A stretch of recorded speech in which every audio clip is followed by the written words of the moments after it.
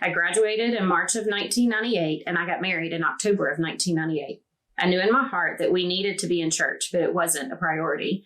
We would go here and there, and even then we would arrive late and we would leave early.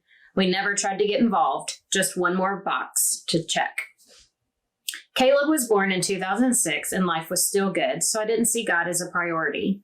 We still went to church sporadically when we had time to spare. In 2009, we got pregnant with Cooper. We went to the doctor on December 21st, 2009 to find out if we were having a boy or a girl, and we found out so much more. Our world came crashing down around us. We found out that Cooper had Edwards syndrome, also known as trisomy 18. He had a hole in his heart, multiple cysts on his head, his hands were pulled in, and he was 2 weeks behind birth weight. We went to see a specialist 2 days later and received complete confirmation the day before Christmas. A week later, during another doctor's appointment, we discovered that I was in the beginning stages of labor. I was only 21 weeks pregnant. Cooper James Potts was born on January 5th, 2010, and he was already in the arms of Jesus. We were able to hold him for just a brief time. What I remember most is that his nose and his mouth looked just like Caleb. The memory of holding my sweet baby boy will always be something I cherish. This was the darkest and hardest thing I'd ever experienced at this point in my life. I honestly don't remember most of life for the next 14 months. I was a skeleton just going through each day. The one thing I do remember is that I knew I couldn't continue without God. Proverbs 22:6, train up a child in the way he should go. Even when he is old, he will not depart from it. Cooper was God's wake-up call to me. In March of 2010, I decided that I was going back to church and Caleb would come with me. I told my husband that we were going to church and that he could come if he wanted to. For him, church was never a priority. I searched online for a church with a children's and youth program similar to what I had growing up, and I found SouthCrest. In the fall of 2010, I joined my first women's Bible study. I don't remember what it was about, but I do remember that Lori Burnett was the leader. She took me under her wing and loved me while I was in the deepest valley. We still have a special relationship to this day. In that time, I experienced the love and support that community can give. It took 14 months to start to feel again after I lost Cooper and to come out of my fog, as I like to refer to it. Then 2 months later, in May of 2011, I found out that my husband was having an affair. It was another devastating blow, and I went right back into my fog. We stayed together for 1.5 years, and I did everything I could to try and save my marriage. I didn't want Caleb to grow up in a broken family.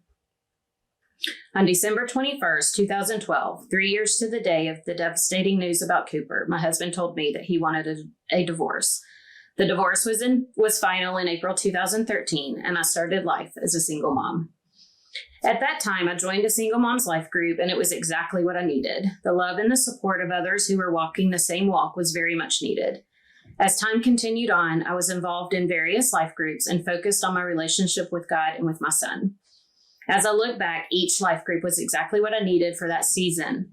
When Caleb started middle school, I decided to start serving in the student ministry. Some of my favorite memories growing up were of my mom going to camp and being involved in the youth group with us. I wanted to do the same for Caleb. Over the next few years and over many hills and valleys, I learned and grew personally and spiritually. In 2020, God gave me a promise, not once, but twice. I do have to admit that since then, I've tried helping God out, and it has failed every single time. At that time, God also gave me a vision of a camping lantern. I've always been a planner. I would see what I wanted, and I would go after it. That can be a good thing at times, and it can be detrimental at other times. God used that vision to show me that I needed to focus only on what I can see in the circle of light when the lantern is on at night. Anything that is outside that circle of light is His to deal with, not mine. This has been a work in progress and still is to this day. Psalm 119:105. Your word is a lamp unto my feet and a light unto my path. God used that vision of a lantern to teach me to trust Him and wait on His timing. In the fall of 2021, God started telling me that I needed to start going to Celebrate Recovery. I argued with Him for a few months, but of course, His way prevailed. I kept telling God that I didn't have an alcohol or drug problem and that CR wasn't for me. One Tuesday night, I found myself at church when it was time for CR to start. I didn't want to stay, but someone invited me to stay for worship in large group. I did, and the worship was on a level I've never experienced before. It was raw and real. I came back for a couple of months just for worship in large group. I kept telling myself and God that CR wasn't for me.